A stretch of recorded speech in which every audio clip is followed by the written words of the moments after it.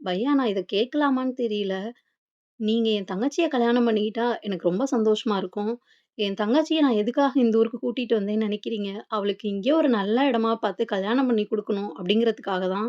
நீங்க எவ்வளோ நல்லவர்ன்னு எனக்கு தெரியும். நீங்க என் தங்கச்சிய கல்யாணம் பண்ணிக்கிட்டா எனக்கு ரொம்ப சந்தோஷமா இருக்கும் அப்படின்னு சொல்றாரு.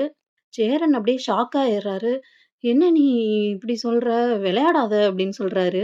"ஏன் பையா எங்கள்ட்ட வீடு இல்ல, வசதி இல்ல, நகை, பணம், காசெல்லாம் இல்லன்னு நெனைக்கிறீங்களா?" அப்படின்னு கேட்கறாரு.